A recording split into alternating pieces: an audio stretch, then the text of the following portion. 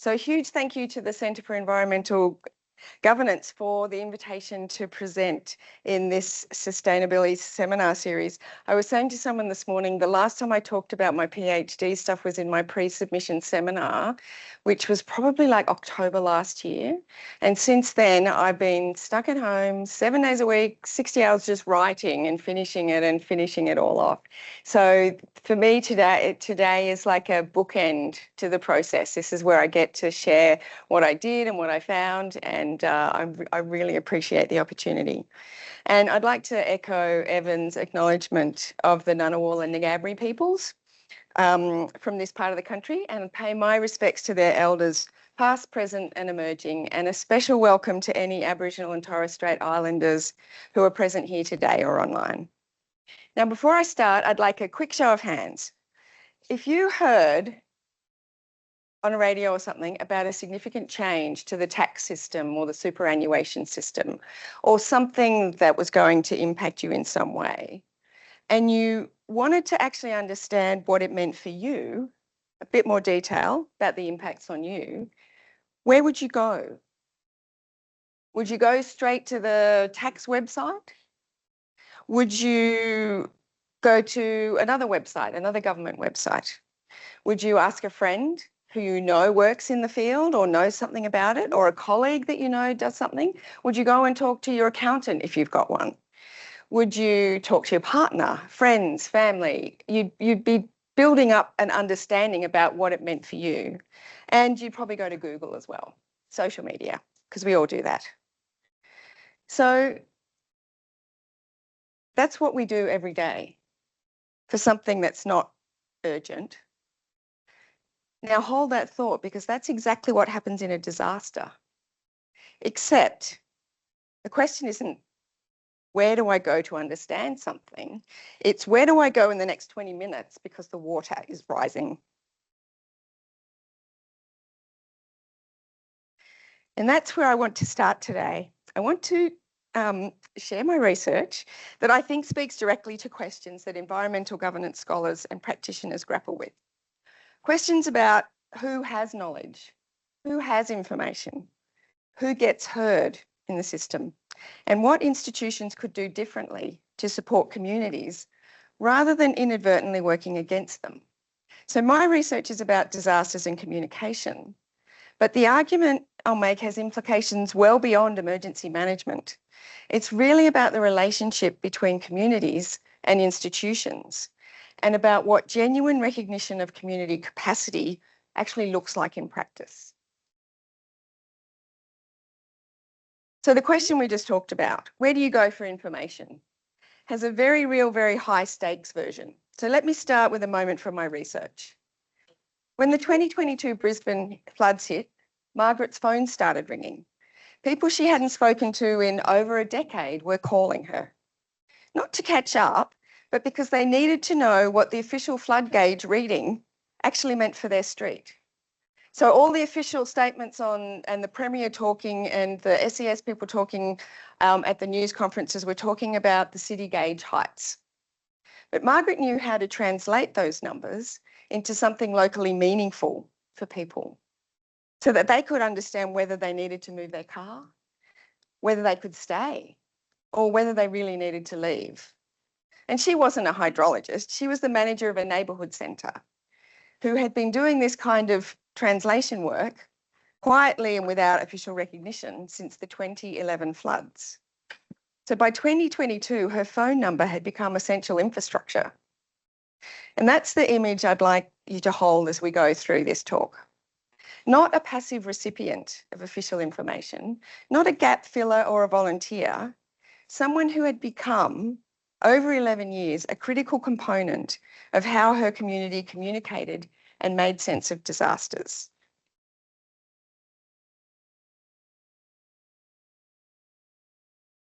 And here is the paradox that sits at the heart of disaster communication in Australia, and I suspect in many comparable countries.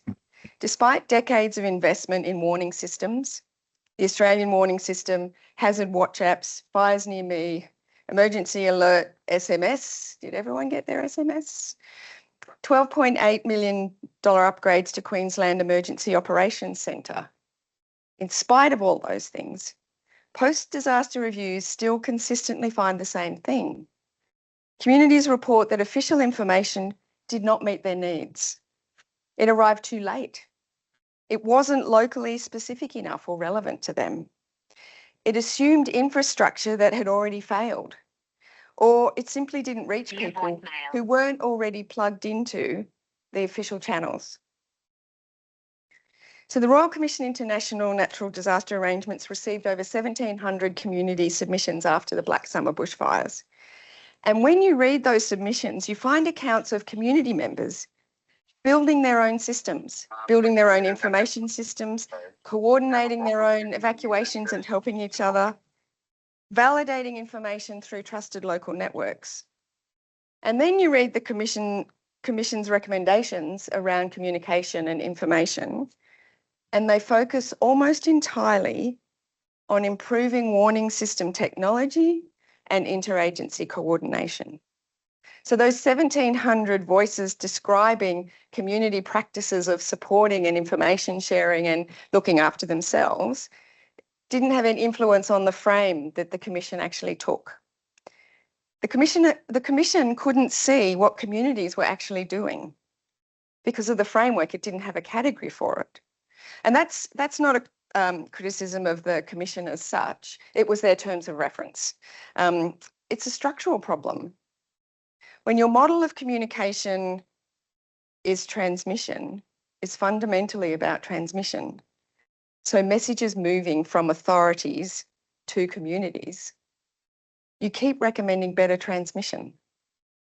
You'll keep missing the construction happening on the other side. So James Carey, an American communication scholar, drew a distinction that I find enormously useful for thinking about disaster communication. So the transmission model sees communication as something authorities do to communities. Messages are crafted and sent, warnings are issued, information is delivered. So success is measured by reach and clarity, and communities are endpoints in that process. The construction model, or what Carey called the ritual model, sees communication as a social process through which communities create shared meaning together through communication. It's not about the message arriving, it's about the collective sense-making that happens when a community decides what information to trust, how to interpret it, what to do with it, and how to share it with people they think needs it. And here's the critical point for governance. When your model is transmission, you'll keep investing in better transmission. And when those investments don't solve the problem, you invest in even better transmission because the framework can't see that something else is actually going on. So what my research found is that during disasters, communities are consistently doing the second thing. They're talking together, they're constructing meaning, they're building infrastructure, they're making collective sense together of what is going on, while the official systems are consistently doing the first. They're focusing on the messages that they send. And the mismatch between these two models is where disasters become communication crises. So my research draws on two theoretical frameworks that together gave me the tools to understand what I was observing and whose limits helped me to identify something new. So communication infrastructure theory was developed by Sandra Ball-Rokeach and her colleagues, and it examines how community communication operates through what they call storytelling networks. And these are constructed by the integration of interpersonal conversations, community organisations talking together, and local media systems that enables communities to act collectively. It's a significant advance on transmission thinking because it treats communication as the thing that actually creates community. It's talking to people that actually creates the relationships that creates the community. But CIT's analytical power lies in explaining how integrated storytelling networks function within existing community structures. It doesn't have analytical tools for explaining what happens when individuals rapidly construct entirely new ones from scratch, which is precisely what I observed. The other framework is social capital theory, and particularly as developed by Daniel Aldrich in disaster contexts. And it explains how relationship-based resources, so bonding capital within groups, bridging capital across groups, and linking capital from groups to institutions, enable communities to coordinate and recover. Aldrich's framework uses the term mobilisation explicitly. Social capital is a resource that communities either have or don't have, and that gets activated when crises occur. But that assumption broke down when I looked closely at what actually happened. What I observed wasn't just mobilisation of pre-existing resources. It was rapid generation of entirely new forms of social capital, new trust relationships, new network connections, new coordination structures were being created in real time during the disaster itself. So neither framework on its own could explain that. Now I want to share something a participant said that has stayed with me, and not because it's angry or accusatory, but because of how matter-of-fact it is. So Michelle says, we could deliver within 24 hours. All these things, how many houses were underwater, how many landslips there are, how many houses and people were affected, how many people are dead. We could all give that information up. She wasn't distressed when she told me this, she was just matter of fact. So this is simply what her community was already doing, collecting that information. And they could do it within 24 hours of a catastrophic flood event. And then, without missing a beat, she said this, but we're not allowed to, which is unfortunate, her words. And she wasn't criticising anyone, she was just describing a structural reality. So she said, so we're going to keep collecting this information because we use it to help ourselves. And if at some point the agencies want to hook in with us with the information we can provide, that would be lovely too. And I understand that that offer of a partnership is still open. So before I show you what I found, a brief word on how I found it, because the method shapes what becomes visible in research. So the research I'm drawing on is my doctoral thesis, recently completed and examined at the University of Canberra's News and Media Research Centre. And thank you to one of my supervisors who's here, Dr. Ji Young Lee. Thank you for coming. So I conducted 19 in-depth interviews with community members who became key information shapers during the 3 major Australian disaster events. So the 2019-20 Black Summer bushfires on the far south coast of New South Wales, the 2022 Brisbane floods, and the 2022 Northern Rivers floods. Now, I wasn't looking for heroes or exceptional cases. I was looking for people who, by community recognition rather than official appointment, had become central to how their communities communicated during crisis. So the methodology I use is constructionist grounded theory, which means I followed the data systematically.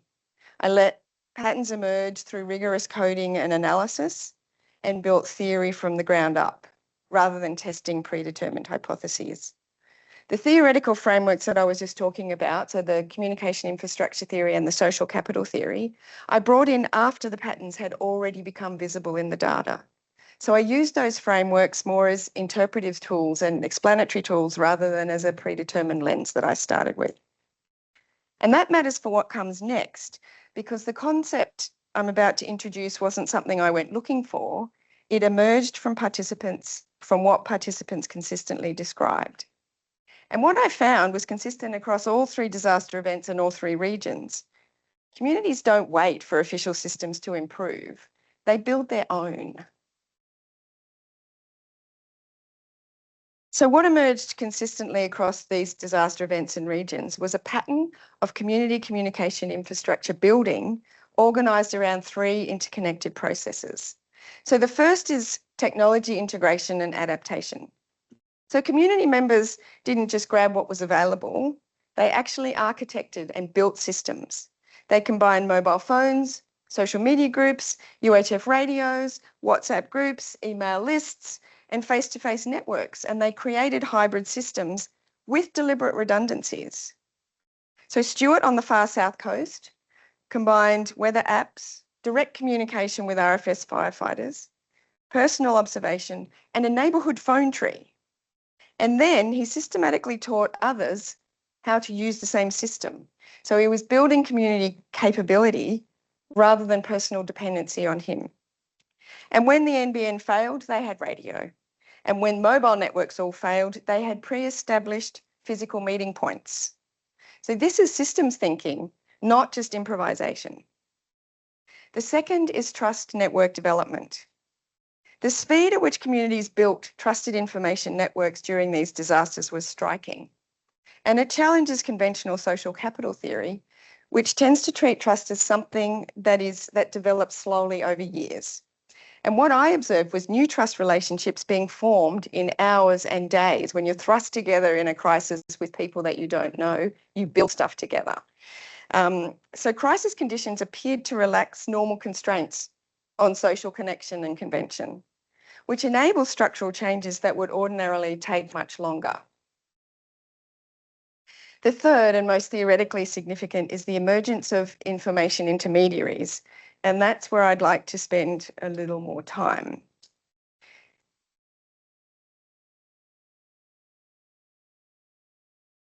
So the literature does. It already has concepts for people who play important communication roles during disasters. There's crisis communicators, knowledge brokers, opinion leaders, community champions. These are all well documented in the field. So why do we need another concept? So the distinction is precise. Where crisis communicators disseminate, knowledge brokers translate, and opinion leaders influence, all these functions are performed within systems that already exist. Information intermediaries design and build the systems themselves. And that's not a subtle difference, it's a categorical one. These individuals move from being users of communication infrastructure to becoming the infrastructure itself. I use the term systems architecture thinking in my thesis. It's a strategic combination of technological skill, community positioning, and proactive anticipation of communication needs. They weren't reacting to gaps, they were designing against anticipated gaps before those gaps appeared. So Nicole in the Northern Rivers, she didn't just share information, she built and managed a Facebook Messenger group of 70 people across her region. They had explicit protocols for what got posted, how it was going to be verified, and who was responsible for different geographic areas. Stuart on the far south coast, who I talked about, combined multiple information sources into a monitoring system that he then systematically taught others in the community to use. So these individuals weren't supplementing existing systems, they were constructing something new alongside them.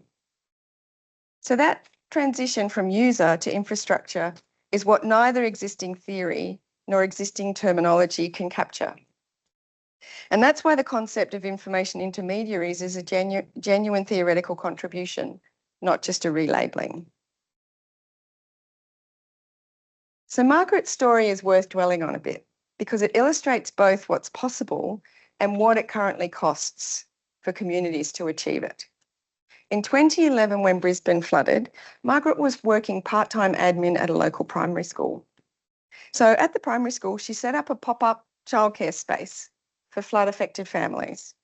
So she drew on her school community connections, she improvised as she went, she begged, borrowed and stole for people to come and help to meet an immediate need. Other volunteers showed up and said, "Oh, we heard you're doing something, can I help?" So this small hub formed. And when the waters receded, the hub didn't go away immediately. In fact, it was there for 6 months, completely unfunded by government, but relied on by government to help provide services to the immediate community. By 2022, Margaret was managing a formally recognised neighbourhood centre with a standing offer arrangement with the Queensland State Government, a documented commitment to what she would provide during a disaster and what the government would provide in return. It took 11 years. And over those 11 years, something important happened. The trust that community members initially placed in Margaret, in her specifically, her knowledge, her relationships, her judgment, gradually extended to the neighbourhood centre itself. So she didn't just build her own credibility, she built institutional credibility through her practice. The trust became transferable, at least partly because of how she operated, which was transparently, consistently, and relationally. But that transfer of trust didn't happen automatically or easily. Throughout those 11 years, Margaret was repeatedly required to demonstrate capability to official agencies, to prove again and again that her centre could deliver what she said it could. She wrote grant application upon grant application to fund work that emergency management agencies relied on in disaster. She navigated bureaucratic processes that weren't designed with community organisations like hers in mind. She absorbed significant costs, financial, administrative, personal, that were never fully recognised or reimbursed. And in the end, the formal recognition she eventually achieved wasn't given, it was earned incrementally through sustained advocacy and demonstrated performance under pressure. And I want to be clear that the individuals that Margaret worked with in emergency management were, by her account, genuinely committed to helping her and often very personally supportive. So the challenge was structural in the frameworks, the funding models, and the accountability systems, not in the intentions of the people that are within these systems. So that's the long-term social capital story. Trust built slowly through sustained effort at considerable personal and organisational cost over multiple events. But Margaret's story also shows something else, something that sits at the heart of my theoretical argument. During the 2022 floods, her personal phone was ringing with people she hadn't spoken to in over a decade and people she didn't even know.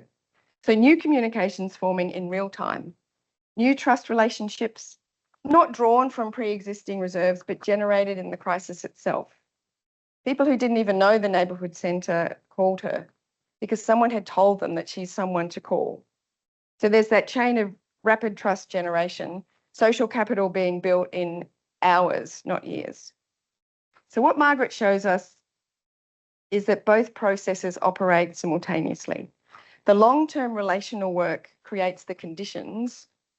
The crisis activates rapid generation of new connections within and beyond those conditions.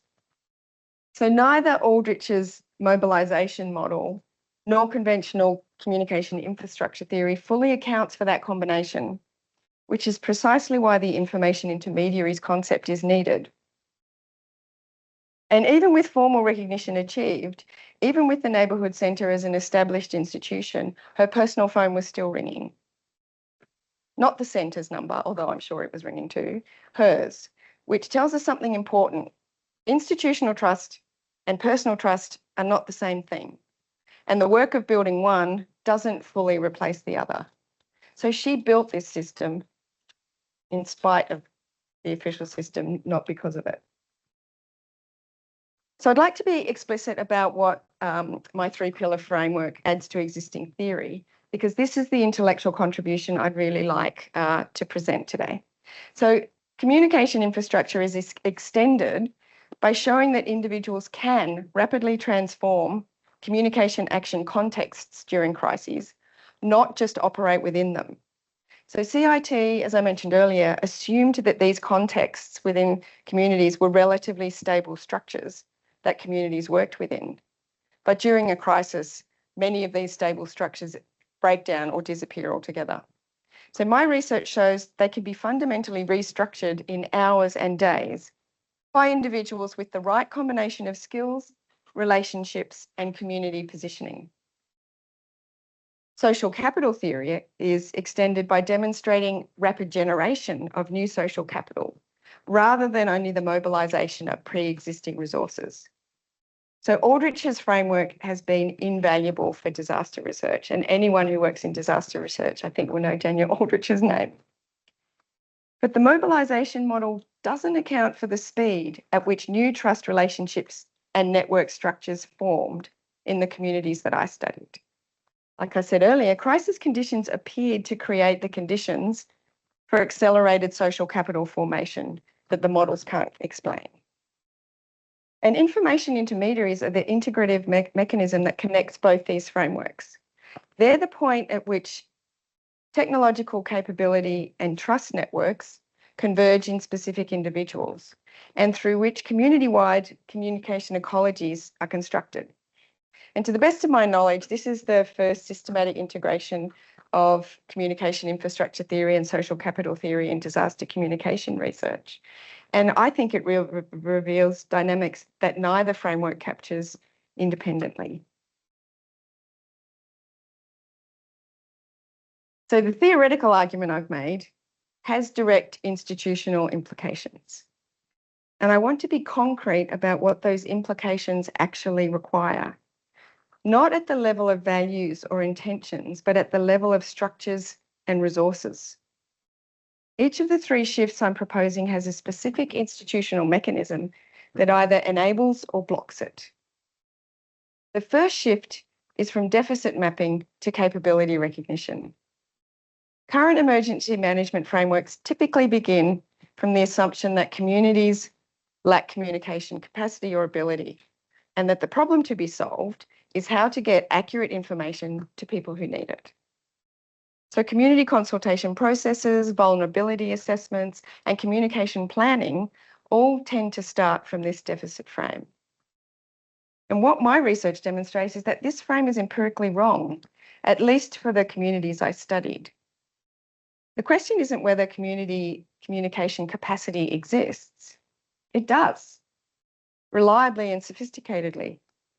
The question is whether institutions can see it. So the mechanism that makes this shift operational is community communication asset mapping, a structured practice of identifying existing information networks, trust relationships, technological capabilities, and informal communication leadership in non-crisis periods. And this goes beyond the traditional vulnerability mapping to specifically documenting what communities already do well. What are their networks that they're already using? And practically, it means emergency management staff need training to recognise informal communication leadership. It means information about community communication networks needs to sit alongside other resilience data when you're planning. So in the planning documents, they need to be there. It also means partnering with local organisations that already have the really strong community connections, rather than assuming that agencies are the best positioned to assess community capacity from the outside. For communication scholars in this room, this is McNamara's organisational listening framework made operational. So moving from an organisation that tells communities what they need to know to one that genuinely integrates community knowledge into planning and decision making. And that requires structural change, not just cultural change. You need positions with authority to act on what they hear, not just to collect information.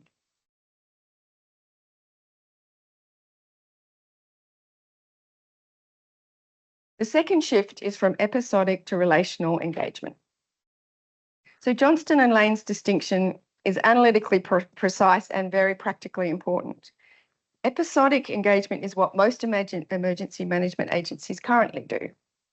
They activate community relationships when they're planning or when crisis requires it, and then they withdraw. So it treats communities as stakeholders to consult, rather than partners in an ongoing relationship. So the critical finding from my research is this: effective episodic response depends entirely on relational groundwork built over years. So Margaret's ability to function as an officially recognised coordination hub during the 2022 Brisbane floods. So managing community level response, reducing demands on official evacuation systems, and providing local relevant translation of flood gauge data. That capacity was built over 11 years of sustained relational engagement. It wasn't activated during the crisis, it was constructed well before it. Again, the institutional mechanism is straightforward, but politically difficult. Agencies need to invest in relationship roles, not just incident roles. Emergency management budgets typically allocate heavily for crisis response and underfund the community liaison and relationship building work that happens between events. So redirecting even modest resources towards positions that maintain ongoing community connections, and not oversight roles, but genuine relationship roles, would produce more resilient outcomes at lower cost over time. As one way of framing the cost-benefit case for governance audiences, communities with strong existing communication infrastructure need much less intensive official support during disasters. So Margaret's Centre reduced demands on official system. Rogers UHF radio network provided communication resilience that would have required significant official investment to replicate. So relational engagement is not a cost, it's a cost deferral to a more effective point in the disaster cycle. The third shift is from control to support. And this is the hardest shift. And I want to be honest about why. Command and control frameworks serve essential purposes in emergency management, and they carry real accountability obligations. The challenge is that the same frameworks can unintentionally constrain the community communication systems that are working alongside them. The evidence suggests that standardisation is precisely what undermines the things that make community systems effective. Margaret's network was trusted because it operated through community relationships, not because it had official certification. Rogers' UHF radio network worked when official communications failed precisely because it operated outside official protocols. Michelle's community recognised the difference between the SES, which was genuinely open to partnership, and other agencies whose engagement models aren't designed for community-led infrastructure. So the mechanism here is multiple recognition pathways with flexible funding.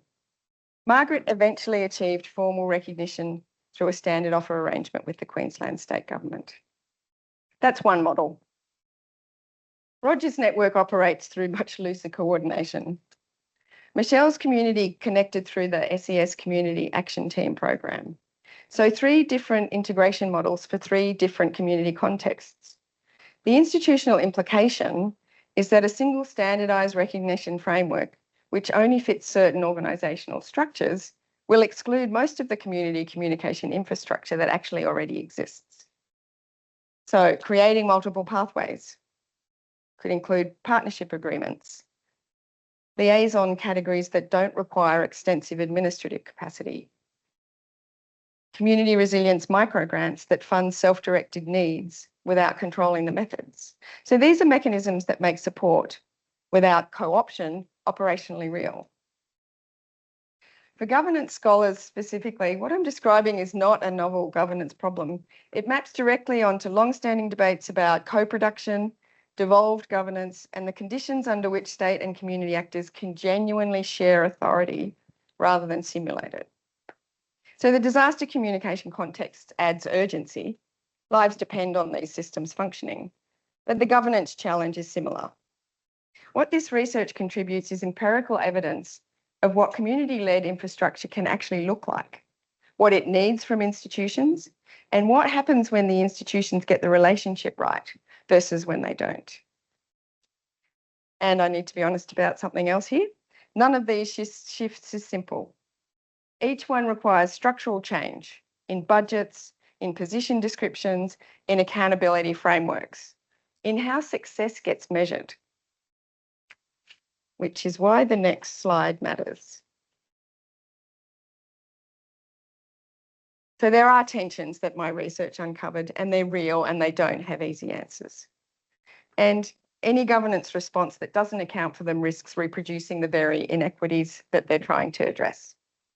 The first is equity.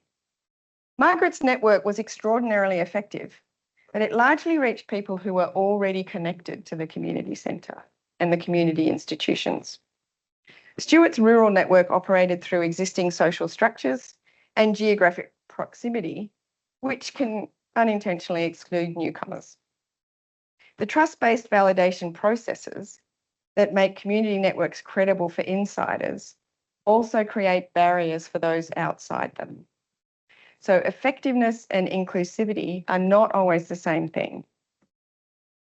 The second is what researchers in digital communication, like Dr. Julian Marks at Melbourne Uni, called dark social.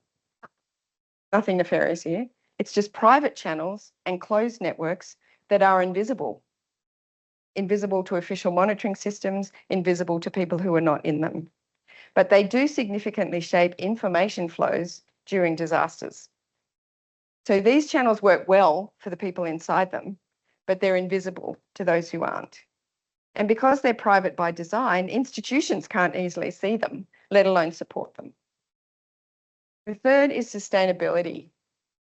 Nicole built a sophisticated distributed leadership structure for her community resilience network, but found that community members still just preferred to depend on her personally. So her half-joking comment that hopefully I'll be in and not travelling the next time disaster strikes is actually a serious structural problem. When information intermediaries become indispensable, their absence creates systematic vulnerability. So individual brilliance is not a resilience strategy. So these tensions, effectiveness versus equity, visibility versus privacy, individual leadership versus collective capacity, can't be resolved through policy tweaks. They require ongoing negotiation between communities and institutions built on exactly the kind of sustained relational engagement I've been describing in the last few slides. And these aren't problems that emergency management agencies created. They're features of how community communication systems work. So understanding them is essential for anyone trying to support these systems. I want to share one observation that I find genuinely encouraging, because I don't want this story to be about institutional failure at all. And there's quite a few people in the room that were at my forum last year. So in August 2025, I was involved in organising the ACT Disaster Resilience Policy and Research Forum. So it was co-hosted with the Centre for Environmental Governance, the ACT Government Justice and Community Safety Directorate, and the News and Media Research Centre here at UC. It brought together 82 researchers, policymakers, practitioners, and community organisations.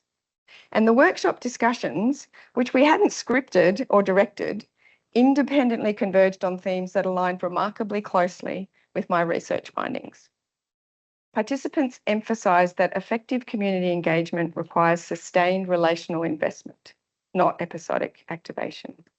They talked about social cohesion as the big protective factor that requires ongoing support between events, not just during them. And they pushed back consistently against deficit-based approaches to community capability. And these weren't academics, just academics talking.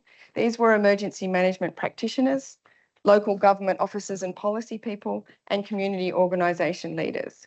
So people working in the system were identifying its limitations from the inside. So the paradigm shift I'm describing isn't coming from outside emergency management, it's already emerging within it. What's lagging is institutional structure, resourcing, and frameworks that shape how problems get defined and therefore how resources get allocated. The practitioners are ready. The question is whether institutions will enable it. And I think many of the institutions are ready too. What's needed is the structural permission, the frameworks, the funding lines, the position descriptions that allows what practitioners already know to become organisational practice.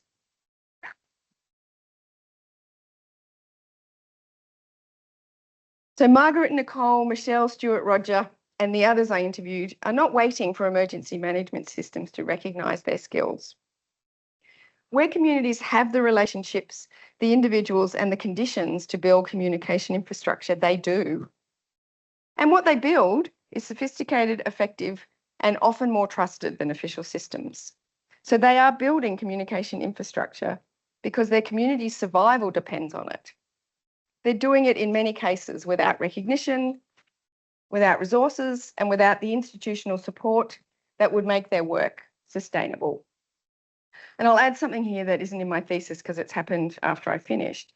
In the weeks and months since, more than one of the people I interviewed has told me that the role or the funding that supported their work no longer exists.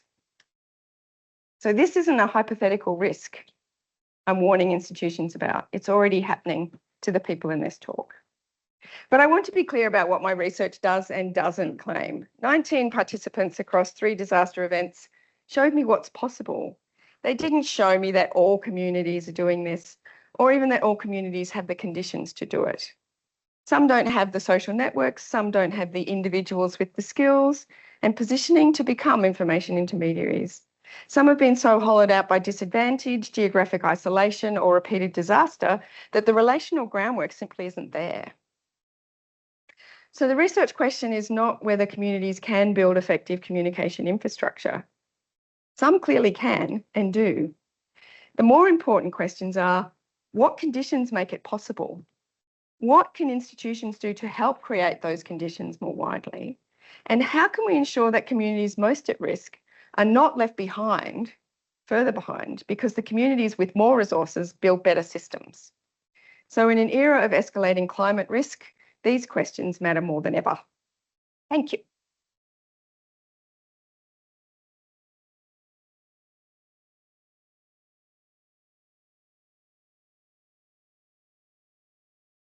Thank you, Sue. That was excellent and so informative and necessary in today's age as well. And I do remember being in 2011 when those floods happened and seeing a bit of the community responses at which you were talking about today. Right, so we have about 15, 17 minutes or so for questions and comments and so forth.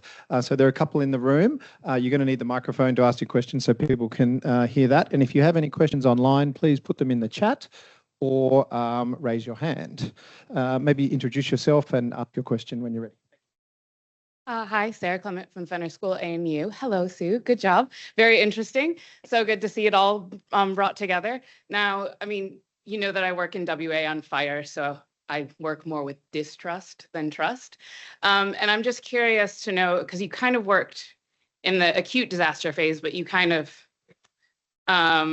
allude to the fact that you need to invest ongoing. But I think trust dynamics probably work differently across the whole disaster cycle. Yeah. And then there's probably negative feedback loops and positive feedback loops between interpersonal trust and institutional trust. Yeah. So I wondered if you observed anything about how that trust might change over that cycle, the disaster cycle. Because trust might be built really fast during a disaster and then it erodes over time. Yeah. During like mitigation, you know, prescribed burning is a big area where mistrust has been built. Yeah. And then also kind of maladaptation. You seem to have like sort of positive examples of how trust has helped people adapt, but you know, were there any examples of maladaptation or, you know, maybe not in your case studies, but could you speak to that? Yes, I'll start with the second one first. Yeah. No, I didn't go looking. I didn't have a framework of what I thought success looked like and then went and said this one worked and this one didn't. So I didn't do anything like that. Yeah. And because it was grounded theory, it was really, and I kept going back and recoding as I was finding more things. I didn't focus on, I didn't even ask questions about what didn't work. I just let people talk and tell me what happened with them and what they were doing. So no, I didn't look at what didn't work. I think that's a really important thing to look at. First question, trust. Yes, and trust is such a huge topic, isn't it? I was definitely focused on the during phase. And I looked at how trust worked at a personal level between people that created personal relationships and then trusted those people that they were talking to or working with.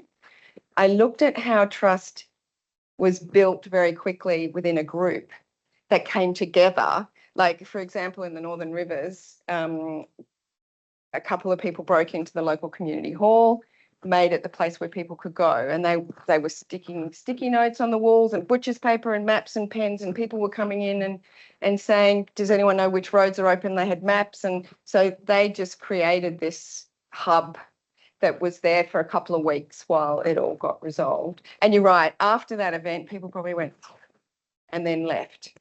But, you know, people that I interviewed also said that they made new friends out of it and they did make new connections. But whether it translates into something more sustainable for the next disaster, hard to know. And then the trust question about the sources of the information. When there's a lot of comments and there is a lot of research that shows that in the heat of the moment, the official information can often lag. It can often not be accurate enough. So while people say they absolutely trust the SES and the RFS and the CFA, they weren't getting the information that they needed at the time when they needed to make a decision about, do I go? That was fires and floods. It's like, I need to make a decision now. The emergency Vic app has not been updated in the last hour. I need to make a decision. And that's when people bring someone in the next street, or they're already talking with their neighbours. They've got their WhatsApp group going with their neighbours, and they're like, someone saying, I've seen there's flames here. And that's when you go, I'm out of here. So I didn't look at trust turning into distrust at all. I just looked at kind of the three different ways that trust was manifesting in those three different things. Sorry, does that answer your question? Yes, it does. We can talk more. We could. Happy to. Yeah. Thanks very much. I've got one here and then I'll go across to you. Okay, yeah, Ben from the School of Government.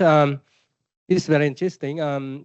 So from my understanding, say, we have like information senders, right? And then information receivers. And then we have something in between, say, technology, whatsoever communities, like intermediate agencies, something like that. So like the government may need to invest in like information centers. Like a few weeks ago, I visited like the ABC Queensland in Brisbane on the open day, and then they have like emergency, right? Agency, right? It's like they keep sending emergency information to people. Yep. But when like they tested the government, right? It's tested like alerts, right? Emergency alerts. Right? I was in Brisbane near the CBD, but I didn't get the alerts. So it means the coverage is very important as well. So regarding the information senders, the government can invest in them, right? But regarding information receivers, say people, right? They may not have like good enough devices in order to receive information. That is why communities may play an important role here. But I wonder, like, how can communities build, like you said, like infrastructure or whatsoever, to like transmit information from the information standards to information receivers? Thank you. Wow. That's a really big question. I'll just start with a comment about the ABC. As a source of information in my research, the ABC came up all the time. The local radio, when the fires were down the coast and people weren't getting information from anywhere else, they were getting ABC local radio. So really critical for the ABC as part of the emergency management communication ecosystem. Interestingly, though, they're not officially named as part of the government's response to emergency communication, which is another story altogether. I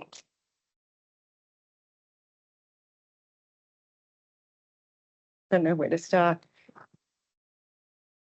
People need many different types of information. So they want to know event-specific information. If we're talking about a fire or a flood, they want to know things like, where is it? How far away is it from me? In a fire case, the wind speed, if they understand wind direction or wind speed, they can start to understand better. Those maps that are now shared during fires, some people find helpful, some people don't. So there's event-specific information that people want.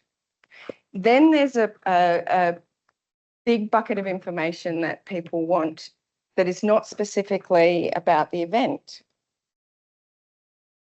It's which roads are open, where's the evacuation centre, what do I do with my kids or my dogs or my horses or whatever. So there's a whole bunch of supporting information that people go looking for as well. And I guess my argument would be that's not the responsibility of the agencies to provide that information. I think local council is really critical here as well. But then there's another whole use of communication that is really, really important. And that's that social connection. Whoops. I shouldn't have. Is the social connection. Critically important. People might, especially if you're on your own or something and you hear something or you know something, you reach out to people. You want to validate what you've heard, or you want to test whether your understanding is right, or you even just want to confirm with someone else, should I go? Are you going? Should we leave? And this is what happens in bushfires, is like people will watch the neighbours. If the neighbours are packing their car and they're going, people will go, even if they haven't had an alert, even if they hadn't thought they were going to go. So I think there's three broadly big buckets of the kind of information and communication that people go looking for. And again, I don't think it's the agency's responsibility necessarily to provide all that social support and confirmation and interpretation. And that's what I was talking about. Communities create, and the community might be a street WhatsApp group, and all of them just get together and they go, we know the fire's over there, we're going. And then the whole street probably is going, unless they're experienced and they decide to stay and defend. So I don't know if that answers your question. There is a lot of information, official information that is provided. And as I said, sometimes it's not timely enough. It's not locally specific enough for them. Like you can't just say there's a fire at Potato Point. It's like, or you can't just say there's a fire in the Eurobodalla or there's 3 fires in the Eurobodalla, because you actually need much more specific information. Like, is my house likely to be in the line of the fires? Should I go? Am I okay to stay? So happy to talk about that again. Does that kind of answer your question? I think, yeah. I hope I've answered your question, but we can talk more. Thanks, Sue. So we're running a little bit short on time. We've got one more question in the room, and then I might go to some of these people online who have put stuff in the chat. Is that all right? Yep, sure. And I guess I'm also happy to answer the ones later, and we can share the answers. Congratulations, Sue. That's really impressive work, and it just rings so true to so many of the communities that I've worked with who have experienced disasters. I should introduce myself. My name is Zoe Darcy. I come from Monash University, and I work in the community disaster resilience space. And I guess that's where my question comes from. In the disaster resilience sector, there is a lot of policy framework from federal, local and state governments that talk about the concept of disaster response and resilience and recovery being community-led. And I'd be really interested in hearing your thoughts about how that agency idea of community-led, do you think that helps or hinders what you're talking about in agencies actually sort of like working with communities in a productive way during and after disasters? Thanks, Zoe. Wow. I guess I'd highlight Margaret's comment as well. Even though it was hard work, she was getting really good personal support and facilitation support from people within the agencies, including government, to try and make some of this stuff work. And I guess my argument is that it's really the structures that people have to work around to make something work. So I guess in a lot of cases, it depends a lot on the individuals within those agencies. And like Michelle said, the SES as an organisation has as part of their principles the idea of engaging community in design and planning and implementation of things, whereas other agencies don't have the same model. I guess where I feel a bit challenged is when I hear comments from agencies like, on the one hand, they want to be the source of all truth for people and that people should come to us and they shouldn't listen to other people. But in the same breath, they're saying, people should just know what to do. They should listen and they should make decisions and they should go. And it's like, well, how? It just doesn't gel with me. It's like in the same breath to say, you need to come to us, and then say, why don't people just, look after themselves, kind of thing. So that doesn't really answer your question, and I'm sure we will talk more. I think a lot of it currently is dependent on individuals, and that if we can change some of the structural stuff that allows some of this other stuff to happen or supports it to happen, I think that would help. Like even the acknowledgement that there are community groups that do amazing things, and could be a vital source of information for the agencies. And then, it's like Michelle's comment, we collect all this information and we could tell them that, but they're not interested, and they can't, the SES can't get in for 3 days because there's 20 landslides. And yet the people in the community know exactly what's going on. You go, well, surely that's a good source of getting intel out and getting assistance in and that kind of thing. But I don't know. Sorry. No big answers for that one. It's too big. Just a few comments and questions online, Sue, before we wrap up. And I might get to Wendy depending on how quickly you get through these. One comment was, how do we get a copy of your research? I'd love to read your research paper. Is your thesis published, or are you going to publish it, etc.? It's online in the UC student thesis thingy. We can share the link, no problem. Great, okay. And a second, there's a few comments there that you can read for yourself. But one question here. Great presentation, Sue. Interesting to hear about the support you got during your workshop with individuals from the community. Did you get a sense that anyone on the inside is pushing to change/influence policy or structural change? Do you have any examples or insights for that? Oh, great question. Short answer, not having analysed the detail yet. We did a high-level report after the forum, but we still have a lot of data to go through. I've just been a bit preoccupied with finishing the PhD. But the feedback from the day was amazing. Like over 90% said this was such a great day. And the things that people pointed to were making the connections across government, across community, across practitioners. We had a lot of people from the ESA there. And saying we're going to look for opportunities for where we might be able to do something better. Question that, has that happened yet? I don't have any visibility of that, but the ACT government reached out a couple of weeks ago and said they're keen to run the second one. So we will be analysing that data and we'll be using the second one to really flesh out, okay, what can we do and how can we do this together? So sorry, no concrete answers yet. No concrete answers, that's fine. We're at 11 o'clock, but there's a really interesting question from someone from Winnipeg in Canada for you. Oh. So it just shows the reach of your work and interesting for people across the world. I'm joining from Winnipeg, Canada. This is Laura Lamont. We are experiencing yet another bad year for wildfires. Many of the communities affected are remote First Nations people.